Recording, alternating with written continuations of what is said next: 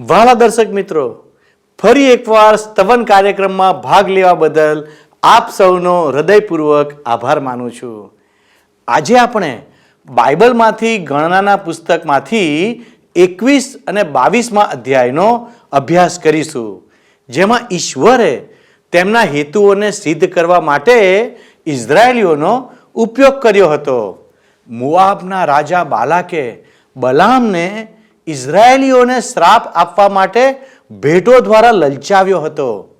ઈશ્વરે બલામને ના પાડી હોવા છતાં પણ તે ચાલી નીકળ્યો અને રસ્તામાં ઈશ્વરે ગધેડીની વાચા ખોલીને તેને અટકાવવાનો પ્રયત્ન કર્યો અને જ્યારે તે શ્રાપ આપી શક્યો નહીં ત્યારે તે ઇઝરાયેલી લોકોને પાપ અને અનૈતિકતા તરફ દોરી ગયો. આમ બલામે ઈશ્વરની આજ્ઞાનું ઉલ્લંઘન કર્યું. તો ચાલો મિત્રો, આજના અભ્યાસ દ્વારા આ ગંભીર બાબતોને સમજીએ. પ્રિય મિત્ર, આપણે 21મા અધ્યાયની 1 થી 4 કલમો પહેલા જોઈશું. ગણનાનું પુસ્તક 21મો અધ્યાય 1 થી 35 કલમો જોઈએ અને પછી 22મા અધ્યાયની 1 થી 41 કલમ જોઈએ. પ્રથમ આપણે 21મા અધ્યાયની પહેલી 4 કલમો જોઈએ. લખ્યું છે, અને કનાની રાજા અરાદ જે નેગેબમાં રહેતો હતો, તેણે એવી ખબર સાંભળી કે ઇઝરાયેલ અથારીમને માર્ગે આવે છે, અને તેણે ઇઝરાયેલની વિરુદ્ધ લડાઈ કરીને તેઓમાંના કેટલાયકને પકડી લીધા. અને ઇઝરાયેલે યહોવાની આગળ માનતા માનીને કહ્યું, જો તું આ લોકોને મારા હાથમાં ખજીત સોંપે તો હું તેઓના નગરોનો પૂરો નાશ કરીશ. અને યહોવાએ ઇઝરાયેલની વાણી સાંભળીને કનાનીઓને તેઓના હાથમાં સોંપી દીધા, અને તેઓએ તેઓનો તથા તેઓના નગરોનો પૂરો નાશ કર્યો, અને તે જગાનું નામ હોર્મા કહેવાયું. અને તેઓ ઢોર પર્વતથી સુફ સમુદ્રને માર્ગે અદોમ દેશની હદની બહાર રહીને ચકરાઓ ખાઈને ચાલ્યા, અને રસ્તાની લંબાઈના કારણથી લોકોનો જીવ બહુ અધીરો થયો. હવે અરણ્યમાંની ઇઝરાયેલી લોકોની મુસાફરીમાં આ એમનો પ્રથમ વિજય છે. મિત્ર, સ્પષ્ટ રીતે ઈશ્વરે એમને વિજય અપાવ્યો છે. જોકે એમણે રાતા સમુદ્ર પાસેથી હોર પર્વત થઈને આગળ વધવું પડ્યું. રસ્તો કઠણ છે અને લોકોના સિપાસ થઈ જાય છે. લોકો કચકચ કરે છે અને ફરિયાદો કરવા લાગે છે. આજે આપણે પણ ઘણી બધી વાર આવું કરીએ છીએ. મિત્ર, જીવન કઠણ બને ને ત્યારે આપણે ફરિયાદો કરવા લાગીએ છીએ અને કચકચ કરવા લાગીએ છીએ. 5મી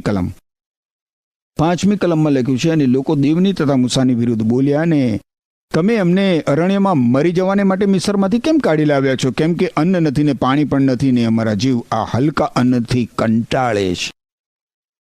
ઇઝરાયેલી લોકોની આ 8મી વખતની કચકચ છે. મિત્ર, ફરીથી એ લોકો ઈશ્વરે આપેલા માનના વિરુદ્ધ કચકચ કરે છે. તમને યાદ હોય મિત્ર, તો અગાઉ મિશ્રિત લોકોના સમૂહે એમને માનના વિશે કચકચ કરવા પ્રેર્યા હતા. ઇઝરાયેલી લોકોને માનના દરેક રીતે પોષણયુક્ત અને સ્વાદિષ્ટ આહાર હતો, એમ છતાં પણ એમણે કચકચ કરી, ફરિયાદો કરી. કેટલી સહેલાઈથી કચકચ અને ફરિયાદ કરવામાં આવે છે, ખાસ કરીને ઈશ્વરને લગતી બાબતોમાં. આપણે કેટલી બધી વખત ઈશ્વરનો આભાર માનીએ છીએ મિત્ર, કેટલી બધી વખત, અને આપણા પ્રત્યેની એમની ભલાઈમાં આનંદ કરીએ છીએ. કેટલી વખત ઈશ્વરનો આભાર માનીએ છીએ અને આપણા પ્રત્યેની ભલાઈમાં આપણે આનંદ વ્યક્ત કરીએ છીએ. હું માનું છું કે ઈશ્વર ઇઝરાયેલી લોકોની ફરિયાદો અને કચકચથી હવે કંટાળવા લાગ્યા હશે. ઇઝરાયેલી લોકો કહે છે કે માનનાથી એમનો જીવ હવે કંટાળી ગયો છે. એમને હવે એ ખોરાક જોઈતો નથી. અરણ્યમાં લાવીને એમને મારી નાખવાનો આરોપ એ લોકો ઈશ્વર ઉપર મૂકે છે. તમે જુઓ, ઈશ્વર એમની ફરિયાદોથી કંટાળી ગયા છે અને ઈશ્વર એમનો ન્યાય કરશે. 6ઠ્ઠી અને 7મી કલમ જોઈશું. અને યહોવાએ લોકોમાં આગિયા સર્પ મોકલ્યા, અને તેઓ લોકોને કરડ્યા, અને ઇઝરાયેલમાંના ઘણા લોકો મરી ગયા. અને લોકોએ મૂસાની પાસે આવીને કહ્યું, અમે પાપ કર્યું છે, કેમ કે અમે યહોવાની તથા તારી વિરુદ્ધ બોલ્યા છીએ. યહોવાની પ્રાર્થના કર કે તે અમારી પાસેથી સર્પોને દૂર કરે. અને મૂસાએ લોકોને સારું પ્રાર્થના કરી, અમે પાપ કર્યું છે. હવે તમે જુઓ મિત્ર, ઇઝરાયેલી લોકો કબૂલ કરવા તૈયાર થયા છે કે એમણે ઈશ્વર વિરુદ્ધ અને મૂસા વિરુદ્ધ પાપ કર્યું છે. આપણે પાપી છીએ મિત્ર, અને પાપી તરીકે આપણે ઈશ્વર સાથે આરંભ કરવાનો હોય છે. મતલબ એ કે કોઈ માણસ નિષ્પાપી નથી. માણસ પાપી તરીકે જ ઈશ્વર પાસે આવે છે. ઈશ્વર સાથે મનુષ્યનો આરંભ એ રીતે જ થાય છે.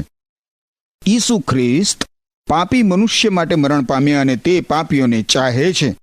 જો એ પ્રકારમાં તમારો સમાવેશ થતો ના હોય મિત્ર, તો ઈસુ ખ્રિસ્ત તમારા માટે નથી. ઈસુ ખ્રિસ્ત તો પાપીઓને ઉગારવા માટે આવ્યા હતા. ઇઝરાયેલી લોકોએ હવે ઈશ્વર પરના વિશ્વાસની સાબિતી આપવી પડશે. એ લોકો હવેથી સુધરી જશે એવું વચન આપીને ઈશ્વર પાસે આવી શકશે નહીં, કારણ કે એ લોકો સુધરવાના નથી. પરંતુ એ લોકો ઈશ્વર ઉપર વિશ્વાસ કરી શકે છે અને ઈશ્વર એમને વિશ્વાસને માર્ગે એમની પાસે આવવા પણ દેશે. 8મી અને 9મી કલમ જોઈએ. શું લખ્યું છે? અને યહોવાએ મૂસાને કહ્યું કે તું એક આગિયો સર્પ બનાવને એક ઝાડ પર તે મૂક, અને એમ થશે કે જે કોઈ ડંખાયેલું હોય તે તેને જોઈને જીવતું રહેશે. અને મૂસાએ પિત્તળનો સર્પ બનાવીને તેને ઝાડ પર મૂક્યો, અને એમ થયું કે જો કોઈ માણસને સર્પ કરડ્યો હોય તો તે પિત્તળના સર્પને જોતો એટલે તે જીવતો રહેતો. ઇઝરાયેલ લોકોએ વિશ્વાસથી પિત્તળના સાપ સામે જોવાનું છે. વિશ્વાસ ના હોય તો પિત્તળના એ સર્પ સામે જોવાનો કોઈ જ અર્થ નહોતો. કદાચ આ લોકોમાંના કેટલાક લોકોએ એવું પણ કહ્યું હોય કે આ બધું વાહિયાત છે. એમને કદાચ બીજું કશુંક જોઈતું હોય પિત્તળના સર્પ સામે જોવા કરતા. એમની દ્રષ્ટિએ કશુંક વધારે ભરોસાપાત્ર, વધુ તાર્કિક એવું કંઈક એમને જોઈતું હોય. પરંતુ અલબત્ત જે માણસ પિત્તળના સર્પ સામે જુએ નહીં તે મૃત્યુ પામે. ઈસુ ખ્રિસ્ત આપણા માટે પાપરૂપ થયા. એ ક્રુસ પર પ્રભુ ઈસુ ખ્રિસ્તે મારું અને તમારું સ્થાન લીધું. મિત્ર, ઈશ્વરે આવું થવા દીધું કારણ કે ઈશ્વર આપણને પ્રેમ કરે છે. પરંતુ મિત્ર, ઈશ્વર એમના પ્રેમ દ્વારા આપણો ઉદ્ધાર કરી શકે નહીં. વચનમાં એવું કહેવામાં નથી આવ્યું કે ઈશ્વરે દુનિયા પર એટલો બધો પ્રેમ કર્યો કે તેમણે દુનિયાને ઉગારી લીધી. ઈશ્વરે દુનિયા પર એટલો બધો પ્રેમ કર્યો કે એમણે પોતાનો એકનો એક પુત્ર પ્રભુ ઈસુ ખ્રિસ્ત અર્પી દીધો. હવે મિત્ર, ઈશ્વર તમારી પાસે એટલું જ માગે છે કે ઈસુ ખ્રિસ્તની સામે તમે જુઓ, જીવન પામો. કાં તો તમે આજે ઈસુ ખ્રિસ્તની સામે તમારા મુક્તિદાતા તરીકે જુઓ છો, અથવા તો એ રીતે જોતા નથી. બસ હવે મિત્ર, ઇઝરાયેલી લોકો આગળ વધે છે. જુઓ 21મો અધ્યાય 13 અને 16 કલમો જોઈએ. 13મી કલમ અને 16મી કલમ. 13મી કલમમાં લખ્યું છે, ત્યાંથી તેઓ ચાલ્યા અને આર્નોનની બીજી બાજુએ છાવણી કરી અમોરીઓની સરહદથી શરૂ થનારા અરણ્યમાં તે છે. આર્નોન તો મોઆબની સરહદમાં મોઆબ તથા અમોરીઓની વચ્ચે છે. અને પછી 16મી કલમ આપણે જોઈએ. 16મી કલમમાં લખ્યું છે, શું લખ્યું છે? અને ત્યાંથી બએરની પાસે તેઓ આવ્યા, એટલે જે કુવા સંબંધી યહોવાએ મૂસાને કહ્યું કે લોકોને એકઠા કરો ને હું તેઓને પાણી આપીશ, તે જ તે છે. હવે આગળ જુઓ મિત્ર, અહીં કેવી જુદી વાત છે. અહીં પ્રથમ વખત એ લોકો ઈશ્વરના યશોગાન અને આભાર ગાન ગાય છે. અત્યાર સુધી તો આ લોકો ફરિયાદો કરતા હતા, કચકચ કરતા હતા, અને ફરિયાદોના સૂર અને કચકચના ગીતો ગાતા હતા. પણ હવે એ લોકો ઈશ્વરનું યશોગાન ગાય છે. તમે જુઓ 17 થી 20 કલમો. ત્યારે ઇઝરાયેલે આ ગીત ગાયું: હે કુવા, તારા ઝરણા ફોડ, તેને તમે ગાયન કરો. જે કૂવો અધિપતિઓએ ખોદ્યો, જે કૂવો નિયમ સ્થાપકની આજ્ઞાથી લોકોના આગેવાનોએ પોતાની લાકડીઓથી ખોદ્યો, તેને ગાયન કરો. અને અરણ્યથી તેઓ મન્નાનાહ ગયા, અને મનાનાહથી નાહલીએલ, અને નાહલીએલથી બામોથ, અને બામોથથી તેઓ મોઆબની સીમમાંની ખીણમાં પિસગા, જે યસીમોન સામે છે, તેની ટોચે ગયા. ઈશ્વરે એમને પાણી પૂરું પાડ્યું, એટલા માટે એ લોકો ઈશ્વરનો આભાર માને છે. ઇઝરાયેલના અધિપતિઓએ અને શ્રીમંતોએ એ કૂવો ખોદ્યો હતો. 21મી કલમ જોઈશું. 21મી કલમ જુઓ. અને ઇઝરાયેલે અમોરીઓના રાજા સિહોનની પાસે માણસોને મોકલીને કેવડાવ્યું. હવે ઇઝરાયેલી લોકો અમોરીઓના રાજા સિહોન પાસેથી એના પ્રદેશમાં થઈને પસાર થવાની રજા માંગે છે. સિહોન એમની વિનંતીને માન્ય કરતો નથી અને ઇઝરાયેલની સામે લશ્કર લઈને ચડાઈ કરે છે. 24મી કલમ શું કહે છે? 24મી કલમ. અને ઇઝરાયેલે તરવારની ધારથી તેને માર્યો, અને આર્નોનથી યાબ્બોક સુધી, એટલે અમ્માન પુત્રોના દેશ સુધી તેના દેશને કબજે કર્યો, કેમ કે અમ્મોન પુત્રોનો પ્રાંત બળવાન હતો. ઈશ્વરે ઇઝરાયેલી પ્રજાને સિહોન સામે વિજય અપાવ્યો. મિત્ર, 33મી કલમ જુઓ. અને તેઓ વળીને બાશાનને માર્ગે ગયા, અને બાશાનનો રાજા ઓગ પોતે તથા તેના સર્વ લોક એટ્રેયની પાસે યુદ્ધ કરવા સારું તેઓની સામે નીકળી આવ્યા. ઈશ્વરે મૂસાને કહ્યું કે એણે બાશાનના રાજા ઓગથી ગભરાવવું નહીં. ઇઝરાયેલી લોકો એ ઓગ રાજા, એના કુંવરો અને એની પ્રજાની કતલ કરીને બાશાન પ્રદેશ જીતી લીધો. ઇઝરાયેલી લોકો હવે આગળ કૂચ કરી રહ્યા છે. વારું મિત્ર, આપણે હવે ગણનાનો 22મો અધ્યાય જોઈએ. 22મા અધ્યાયની પહેલી 3 કલમો જુઓ. અને ઇસ્રાયેલ પુત્રો આગળ ચાલ્યા, અને તેઓએ મોઆબના દેશમાં યરદનને પેલે પાર યરીખોની પાસે છાવણી કરી. અને ઇસ્રાયેલે અમોરીઓને જે કર્યું હતું તે સગળું સિપ્પોરના દીકરા બાલાકે જોયું હતું. અને મોઆબ તે લોકોથી બહુ બીધો, કેમ કે તેઓ ઘણા હતા અને ઇઝરાયેલ પુત્રોના કારણથી મોઆબ ત્રાસ પામ્યો. તમે જોઈ શકો છો મિત્ર કે ઇઝરાયેલી લોકો હવે વચનના દેશમાં પ્રવેશવા તૈયાર છે. મોઆબ દેશના રાજા બાલાકે જોયું કે અમોરીઓના રાજા અને બશાનના રાજા ઓગનું શું થયું. બાલાક રાજા વિચારતો હતો કે આ ઇઝરાયેલી લોકોને પોતાના દેશમાંથી કઈ રીતે દૂર રાખવા અને શું એણે એમના પર હુમલો કરવો. એને ખબર નહોતી કે એણે શું કરવું, ને એટલે એણે બલામ નામના પ્રબોધકની સેવા લેવાનું નક્કી કર્યું. 5મી અને 6ઠ્ઠી કલમ જુઓ. અને તેણે બેઓરના દીકરા બલામને બોલાવવા સારું પેયોર કે જે નદી પર છે ત્યાં, એટલે તેના લોકના પુત્રોના દેશમાં માણસોને મોકલીને કહેવડાવ્યું, જુઓ મિસરમાંથી એક દેશ જાતિ આવી છે, જુઓ તેઓએ પૃથ્વીની સપાટીને ઢાંકી દીધી છે ને તેઓએ મારી સામે પડાવ નાખ્યો છે. તો હવે કૃપા કરીને આવ, આ લોકોને મારે સારું શાપ દે, કેમ કે તેઓ મારા કરતાં બળવાન છે. કદાચિત હું તેઓને હરાવીને તેઓને એવી રીતે મારું કે હું તેઓને દેશમાંથી હાંકી કાઢી શકું, કેમ કે હું જાણું છું કે જેને તું આશીર્વાદ દે છે તે આશીર્વાદિત થાય છે, ને જેને તું શાપ દે છે તે શાપિત થાય છે. મોઆબનો રાજા બલાક બલામ નામના પ્રબોધકને બોલાવી મંગાવે છે. મિત્ર, આપણે વાંચ્યું એ પ્રમાણે હવે બલાક એને નોકરી પર રાખીને ઇઝરાયેલી પ્રજાને શાપ આપવા માંગે છે. ઇઝરાયેલી લોકો યર્દન નદી પાસેથી મોઆબ દેશમાં ઠલવાયા છે અને બલાક રાજા એમને પોતાના દેશમાંથી હાંકી કાઢવા માંગે છે. 7મી કલમ જોઈએ. અને મોઆબના વડીલો તથા મિદિયાનના વડીલો પોતાના હાથમાં શકુનને માટે ભેટ લઈને ચાલી નીકળ્યા અને બલામની પાસે આવીને તેઓએ બલાકની માગણી તેને કહી સંભળાવી. બલાક રાજાએ બલામ પ્રબોધક પાસે પોતાના સંદેશિયાઓને મોકલીને પોતાનો સંદેશ પહોંચાડ્યો. આ બલામની પ્રતિષ્ઠા ઘણી બધી હતી. સંદેશિયાઓ પોતાની સાથે બલામ દ્રષ્ટા માટે ભેટ સોગાદો લઈને જાય છે. આ બલામ એક જોશ જોનાર જોશી જેવો હતો. બલાક રાજા પોતાનું કામ કરાવવા માટે બલામ દ્રષ્ટાને ભારે ભેટ સોગાદો મોકલે છે. 8મી કલમ. અને તેણે તેઓને કહ્યું, આજની રાત અહીં ઉતારો કરો, ને યહોવા મને કહેશે તેવી હું તમને ખબર આપીશ. અને મોઆબના સરદારો બલામની સાથે રહ્યા. અહીં એવું લાગે છે કે બલામ ઈશ્વરના મનને જાણવાનો સનિષ્ઠ પ્રયાસ કરે છે. દેખીતું છે કે બલામ ઈશ્વર સાથે સંપર્ક ધરાવે છે. હવે 9 થી 11 કલમો જોઈશું. અને દેવે બલામની પાસે આવીને કહ્યું કે જે માણસો તારી સાથે છે તેઓ કોણ છે? અને બલામે દેવને કહ્યું, મોઆબના રાજા સિપ્પોરના દીકરા બાલાકે મારા ઉપર એવો સંદેશો મોકલ્યો છે કે જો જે પ્રજા મિસરમાંથી નીકળી આવી છે તેણે પૃથ્વીની સપાટીને ઢાંકી દીધી છે. હવે આવીને મારે સારું તેઓને શાપ દે, કદાચિત હું તેઓને સાથે યુદ્ધ કરીને તેઓને હાંકી કાઢી શકું. ઈશ્વરે બલામ સાથે વાત કરી એ કેટલી બધી રસપ્રદ બાબત લાગે છે. 12મી કલમ જોઈશું. 12મી કલમ. અને દેવે બલામને કહ્યું, તું તેઓની સાથે જતો ના, તું તે લોકોને શાપ ન દે, કેમ કે તેઓ આશીર્વાદિત લોક છે. ઈશ્વરનો આ ઉત્તર કેટલો બધો સીધો અને સ્ફટિક જેટલો સ્પષ્ટ છે. ઈશ્વરના આ ઉત્તર વિશે કોઈ મૂંઝવણ ગૂંચવણ કે અસ્પષ્ટતા જોવા મળે છે? પણ તમે જુઓ બલામને. 13મી કલમ. અને બલામે સવારે ઉઠીને બલાકના સરદારોને કહ્યું, તમારા દેશમાં પાછા જાઓ, કેમ કે મને તમારી સાથે આવવાને યહોવા ના કહે છે. બલામ ઈશ્વર સાથે સનિષ્ઠ અને પ્રમાણિક હોય એવું આપણને લાગે છે. જો વાતનો અંત અહીં આવી ગયો હોત ને તો બલામ માટે મેં એવી ચોક્કસ ધારણા કરી હોત. પરંતુ રાજા બલાક દ્રષ્ટા બલામનો પીછો છોડે એમ નથી. 15 થી 17 કલમ જુઓ. અને ફરીથી બલાકે તેઓના કરતા વધારે તથા વિશેષ માનીતા સરદારોને મોકલ્યા. અને તેઓએ બલામની પાસે આવીને તેને કહ્યું કે સિપ્પોરનો દીકરો બલાક એમ કહે છે કે કૃપા કરીને મારી સાથે આવતા તું કશાથી ન રોકા, કેમ કે હું ખચિત તને માનવંતા હોદ્દા પર ચડાવીશ, ને જે કંઈ તું મને કહેશે તે હું કરીશ. માટે કૃપા કરીને આવ, મારે સારું આ લોકોને શાપ દે. ખરેખર તો બલાક રાજા બલામને વધારે લાંચ આપી રહ્યો છે. બલામને વધારે મહેનતાણું ચૂકવે છે. 18મી કલમ. અને બલામે બલાકના સેવકોને ઉત્તર દીધો, જો બલાક પોતાનું ઘર ભરીને સોનું રૂપું મને આપે ને તો પણ યહોવા મારા દેવની વાણીનું ઉલ્લંઘન કરીને હું તેની વધતું ઓછું કરી શકતો નથી. બલાક રાજાએ કિંમત વધારી દીધી, પણ દ્રષ્ટા બલામ ઉપર એની કોઈ અસર નથી થતી.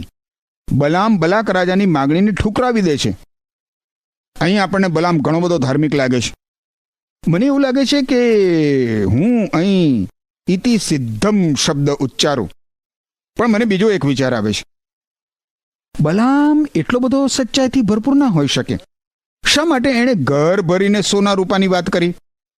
એણે એ શબ્દો એટલા માટે ઉચ્ચાર્યા કારણ કે એનો જ એ વિચાર કરતો હતો બલામ બહુ લાલચુ છે અને એનું મન એના વિચારો એ દિશામાં વળી ગયા છે. 19મી કલમ જુઓ. માટે હવે કૃપા કરીને આજની રાત પણ અહીં રહી જાઓ કે યહોવા મને બીજું શું કહે છે તે હું જાણું. અરે આ તો બહુ જ સ્પષ્ટ અને દેખીતું છે. બલામને ઈશ્વર પાસેથી ઉત્તર મળી ગયો છે. એણે ઈશ્વર પાસેથી વધારે ઉત્તર મેળવવા બીજી રાત રાહ જોવાની જરૂર જ નથી. ઈશ્વરે તો એને ક્યારનું કહી દીધું હતું કે એણે બલાક રાજાની પાસે જવું નહીં. પણ બલામ એવી આશા રાખે છે કે ઈશ્વર કદાચ બંધ બારણાને સહેજ ખોલે ને, તિરાડ જેટલું સહેજ ખોલે બંધ બારણાને, તો હું એમાં પગ પેસારો કરી શકું. અને પગ પેસારો કરી શકું પછી તો પૂરેપૂરો અંદર ઘૂસી જઈશ. શું આપણે પણ ઘણીવાર આવું નથી કરતા મિત્ર? બલાકે પોતે શું કરવું તે મનોમન ક્યારનું એ નક્કી કરી નાખ્યું હતું. હવે જુઓ શું બને છે. ઈશ્વર માત્ર બલામ માટે જ આવું નથી કરતા. ઈશ્વર મારા અને તમારા માટે પણ એવું જ કરે છે. 20મી કલમમાં લખ્યું છે ને એવું. અને રાત્રે દેવે બલામની પાસે આવીને તેને કહ્યું કે જો તે માણસો તને બોલાવવાને આવ્યા હોય તો તેઓની સાથે જા, તો પણ જે વાત હું તને કહું એ જ તારે કરવી. બીજા શબ્દોમાં પ્રભુ ઈસુ ખ્રિસ્ત કહે છે કે સારું, તારે જવું જ છે ને, અને તું જવાનો જ છો, તો જા પછી. પણ હું જે કહું છું એ જ તારે બલાકને કહેવાનું. તેનું ખાસ ધ્યાન રાખજે. ઈશ્વર એને માર્ગે આગળ વધવાની તેને પરવાનગી આપે છે, પરંતુ પોતાને માર્ગે આગળ વધનારે આત્મિક નુકસાન વેઠવું પડે છે મિત્ર. 21 થી 23 કલમો જોઈએ. ગણનાનું પુસ્તક 22મો અધ્યાય 21 થી 23 કલમો જોશો. અને બલામે સવારે ઉઠીને ગધેડી પર જીન બાંધ્યું ને મોઆબના સરદારોની સાથે ગયો. અને તે ગયો માટે દેવનો કોપ સળગી ઉઠ્યો અને તેની સામે થવાને માટે યહોવાનો દૂત રસ્તામાં ઊભો રહ્યો.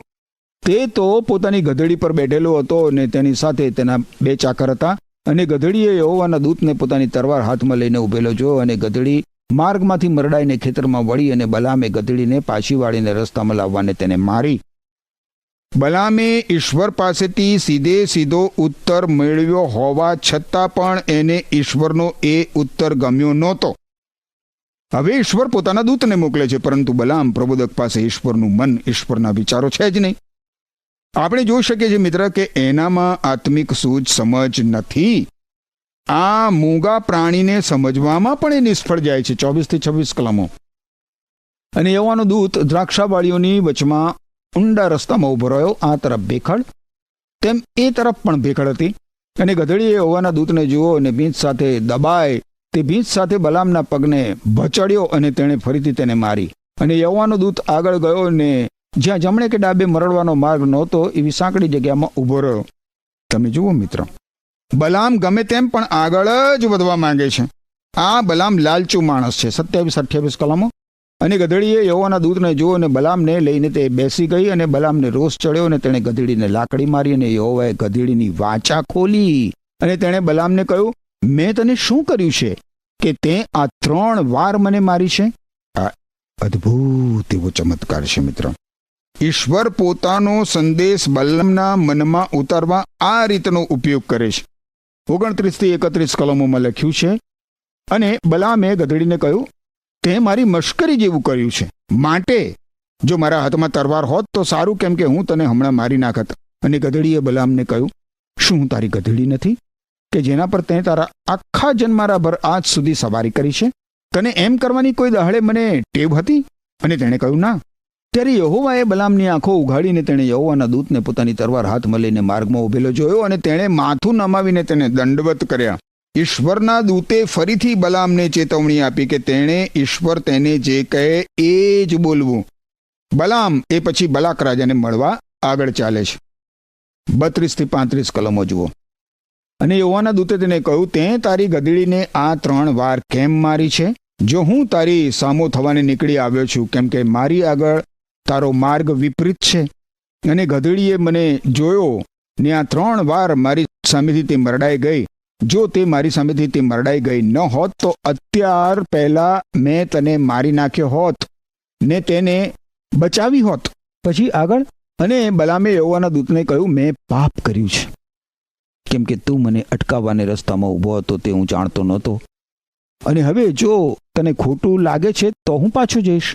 અને યહોવાના દૂતે બલામને કહ્યું, આ માણસોની સાથે જા, પણ કેવળ જે વાત હું તને કહું તે જ તારે કહેવી. અને બલામ બલાકના સરદારોની સાથે ચાલ્યો ગયો. બાઇબલ આને બલામના માર્ગ તરીકે ઓળખાવે છે મિત્ર. જુઠ્ઠા ઉપદેશકો વિશે બાઇબલમાંના નવા કરારના વિભાગમાં પ્રેષિત પીતર એણે લખેલા બીજા પત્રના બીજા અધ્યાયની 15 અને 16 કલમોમાં કહે છે કે સીધો માર્ગ ત્યજી દઈને તેઓ ખોટે માર્ગે ચડી ગયા છે. તેઓએ બેઓરના પુત્ર બલામનો માર્ગ લીધો છે. પાપને લીધે ઠપકો મળ્યો હોવા છતાં ખોટું કરવાથી મળનાર પૈસા પર તેણે પ્રેમ રાખ્યો. એક મૂંગા ગધેડાએ માનવીની ભાષા બોલીને એ સંદેશવાહકને તેના મૂર્ખ કૃત્યથી અટકાવ્યો હતો. બલામનો માર્ગ એ લાલચનો માર્ગ છે મિત્ર, અને આપણે પણ ઘણી બધી વાર આ માર્ગે ભટકી જઈએ છીએ. હવે અહીંનું દ્રશ્ય જુઓ મિત્ર. બલામ આગળ વધે છે અને ઇઝરાયેલી લોકોએ જ્યાં છાવણી કરી છે ત્યાં એ પહોંચી જાય છે. 36 થી 41 કલમો જુઓ. અને બલામ આવ્યો છે એ બલાકે સાંભળ્યું ત્યારે મોઆબનું નગર જે આર્નોનની સરહદ પર છે, એટલે તે સીમનો સૌથી છેવાડાનો ભાગ છે, ત્યાં સુધી તે તેને મળવાને સામે ગયો. અને બલાકે બલામને કહ્યું, શું મેં તને હઠેઠથી તેડાવ્યો નહોતો? તો તું મારી પાસે કેમ આવ્યો નહીં?